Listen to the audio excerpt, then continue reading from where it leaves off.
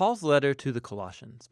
It was written during one of Paul the Apostle's many imprisonments for announcing Jesus as the risen Lord. And the letter is addressed to a group of people that Paul had never met who made up a church community that he didn't start. This church in Colossae was started by a co-worker of Paul's named Epaphras, who was actually from that city. And Epaphras had recently visited Paul in prison, and he updated him on how well the Colossians were doing overall, but he also mentioned some of the cultural pressures tempting them to turn away from Jesus.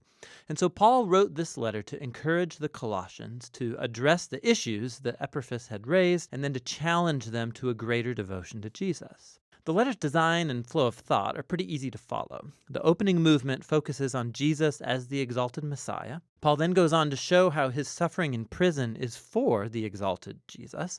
And then he addresses the pressures tempting the Colossians to turn away from Jesus. After this, he explores the new way of life that Jesus' resurrection opened up for them.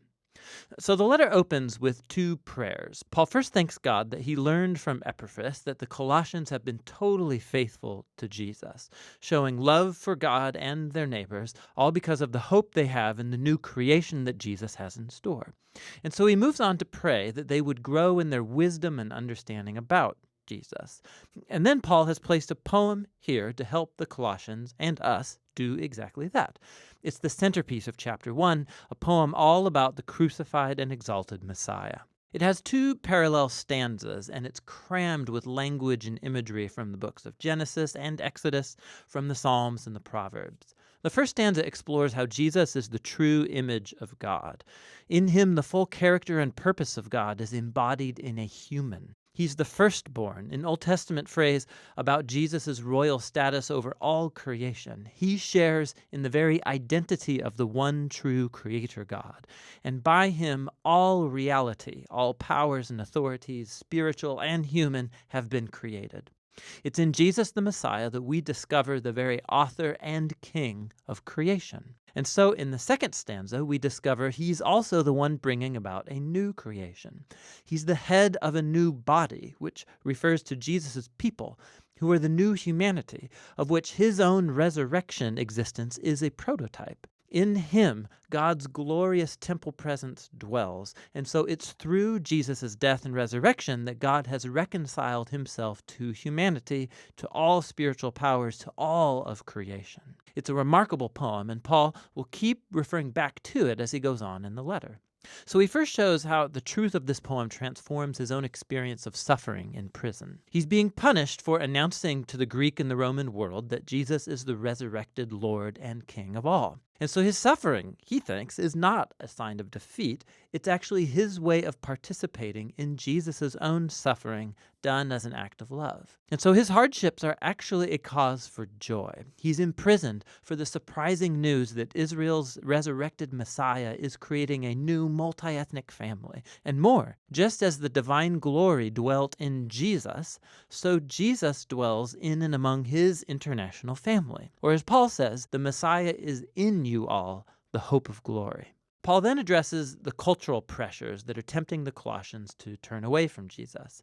They were confronted by a combination of mystical polytheism along with a pressure to observe the laws of the Torah. So all these new Christians, they had grown up worshiping the various Greek and Roman gods who governed different arenas of human life. And many simply included Jesus as one more deity that they could worship. There was also great pressure from the Jewish Christian community for these non-Jews to complete their commitment to the Messiah by following all of the laws found in the Torah. Specifically, he mentions eating a kosher diet, observing sacred days, and circumcision. It's very similar to the problem he addressed in the letter to the Galatians. For Paul, to give in to either of these temptations is compromise. It's a failure to grasp who Jesus really is and what he did on their behalf. The Colossians used to live in fear of spiritual powers and elemental spirits, as Paul calls them.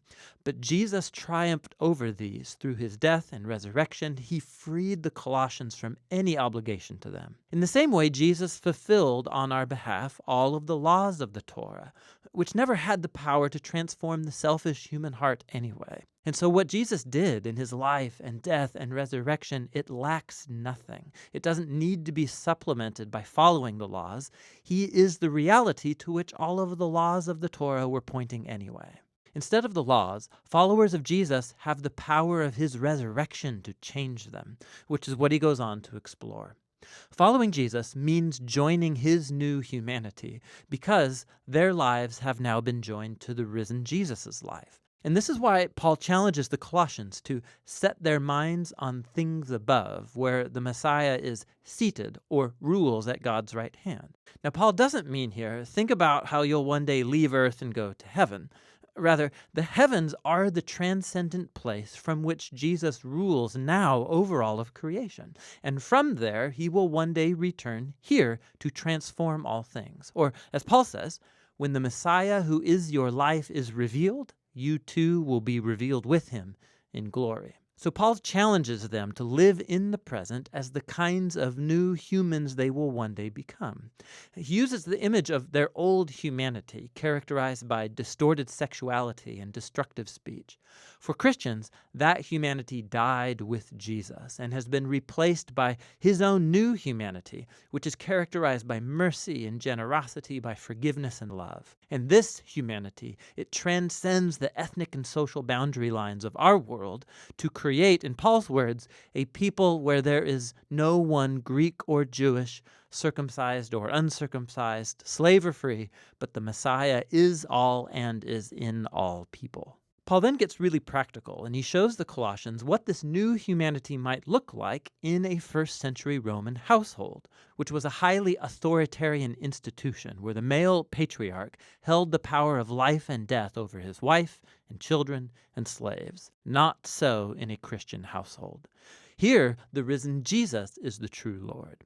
And so, in the Lord, the wife allows her husband to become responsible for her, and the husband is subject to Jesus by loving his wife and placing her well-being above his own. In a home where Jesus is Lord, children are not objects, but are called to maturity and to respect, and parents are to raise their children with patience and understanding. Christians who are slaves are to honor their human masters precisely because they're not the real master. Jesus is. And Christians who have slaves are to understand that this slave is not their property, but rather a fellow member of Jesus' body to be honored and embraced in love. And Paul's walking a very fine line here. He is reshaping the most basic Roman institution around Jesus, who rules by his self-giving love. And so while he doesn't abolish the household structure outright, the exalted Messiah demands that it be transformed, almost beyond the point of recognition for any Roman living in Colossae. You can see this most clearly in the letter's conclusion. After a request for prayer, Paul applies these instructions about Christian slaves and masters.